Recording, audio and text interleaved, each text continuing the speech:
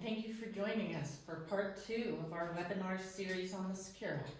My name is Dee Schaefer, and I'm the Director for Client Experience at American Wealth Management.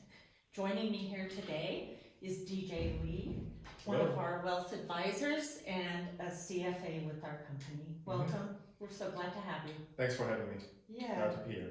So today, DJ is going to be discussing with us the impact of the Secure Act on employer retirement plans, 401k plans, and fellowships and 529 plans.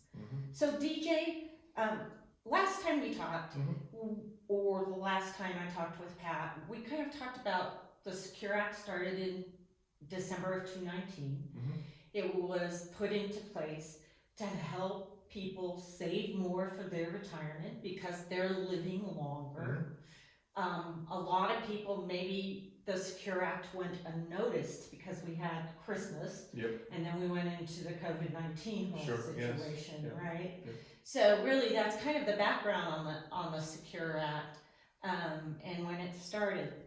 So today, I know DJ, you want to discuss the Secure Act in relations to retirement plans as well as fellowships and 529. So one of the most interesting things you talked to me about was the multiple employer plans. That seems like a big change and a really good change. Yes, it was a difficult, but we call it MEP, multiple employer kind of plan. So basically unrelated small businesses, they can just kind of team up and then create their own kind of one single retirement plan for themselves as well. So reason, that they like to do that kind of thing is basically, share the resources and then minimizing some financial burden. Because it's costly to set up that 401k plan because they have to pay out for the plan setup fee, documentation fee, admin fee, and then, investment management fee.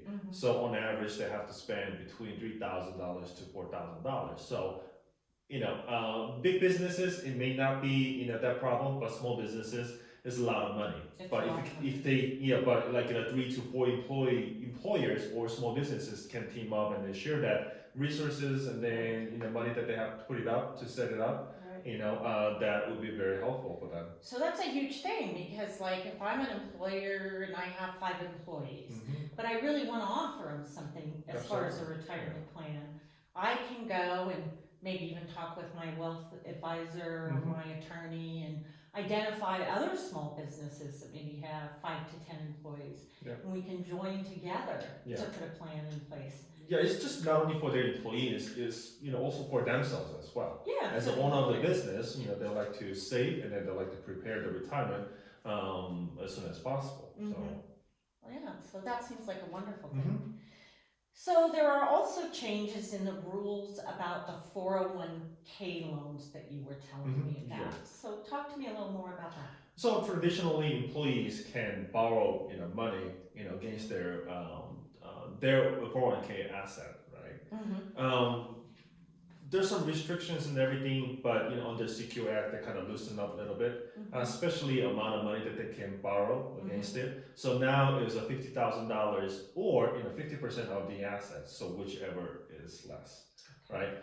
But the one thing happened recently because of the coronavirus crisis. The government increased that amount to $100,000 or 100% of their assets. So they can tap into it if they need the money, so they can borrow against it and then they can use the money to survive. And then if they in the future, if they have kind of some savings and then if their financial conditions gets better, so they can decide to pay back the loans.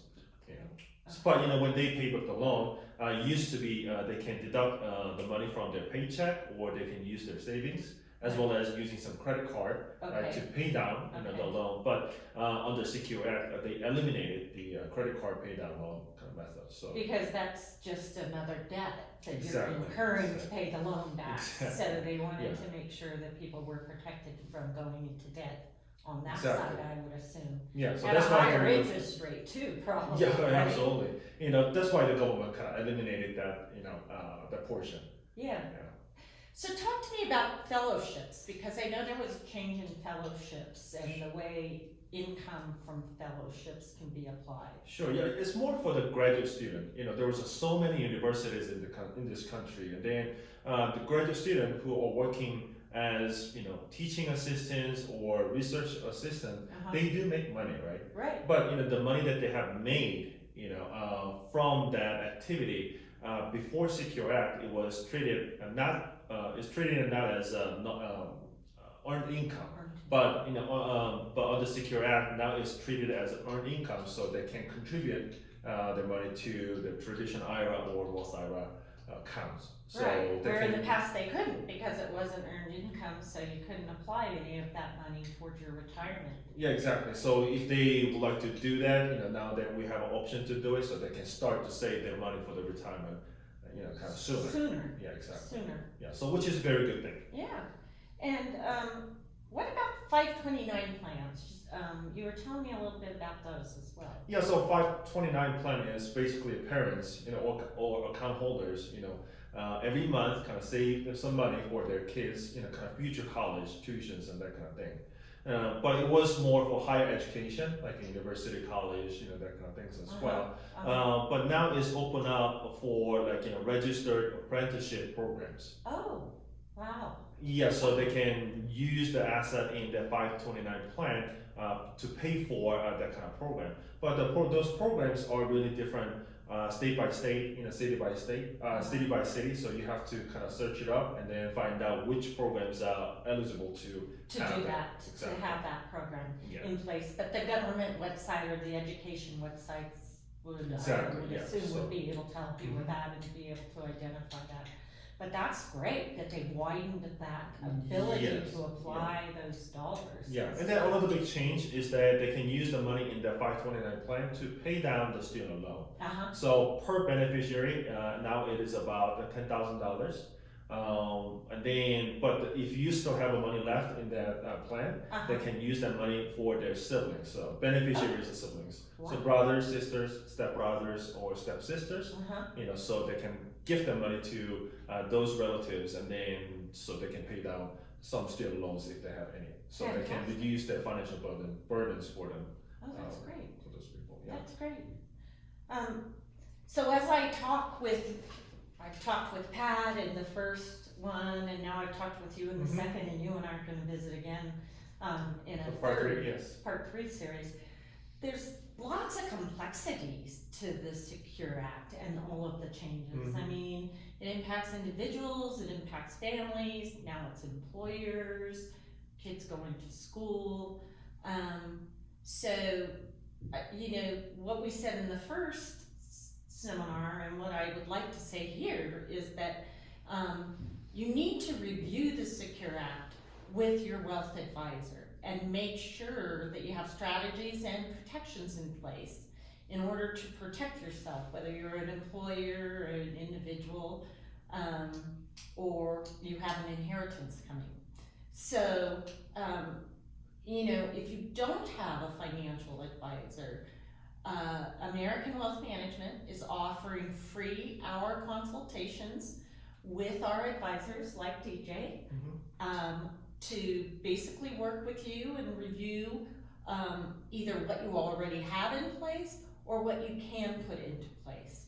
So you can go on our website to register for those. It's www.financialhealth.com, or of course you can always call our office at 332-7000, and we would be glad to get you registered for one of those consultations. We also hope that you visit our website and see our other webinar series that we have, as well as we have one more of the Secure Act that we'll be doing and we'll be posting as well on the website. So DJ, I just want to thank you very much. This has been wonderful, and I just look forward to our next discussion. Okay, thank you. Thanks for having me, and I look forward to see you guys Thank for you. the next time. Thank you.